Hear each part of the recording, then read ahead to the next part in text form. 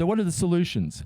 I'm afraid there's no substitute for critical thinking. Critical thinking, in the sense that you can't just be a passive consumer of the news. You've got to think about, well, what is the angle here? What is this true? Let's look at multiple sources, including being prepared to listen to the opposition. If you identify as quote unquote right wing, look at the left wing stuff. They look at the evidence that they bring to the table. They might have a point, and vice versa.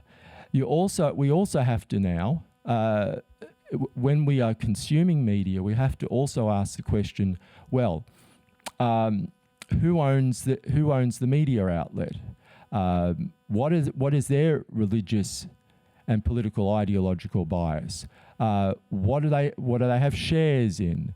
And we might have to look 2 or 3 years ahead, because there are favours paid forwards. It's not what they're benefiting from now, but it's what board they'll be on in 2 or 3 years' time, and what they're saying now with the understanding that they'll get that reward later. It's who their wives and husbands are, and brothers and sisters are, and what they have shares in.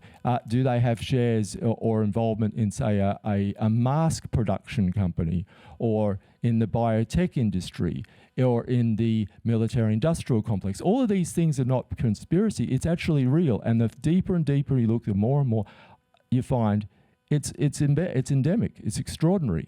You know, we have to form nodes of high trust. And I'll give you a model. In 1989, I think it was the Philippines coup. And I was a teenager at the time, and I was in the house of a friend and a friend's father. And the friend's father overcame the news. There was a street in the Philippines, and the military was rolling down the street. And the friend's father had business dealings in the Philippines. And he says, I know that street. I know somebody on the street. So he calls him up and he says, what's happening? There's nothing's been happening here for months. There was a military parade ages back, you know, but nothing's been happening here. No, it's not to say that there wasn't a coup happening, but the representation of that as presented to us, the Australian public, was completely false.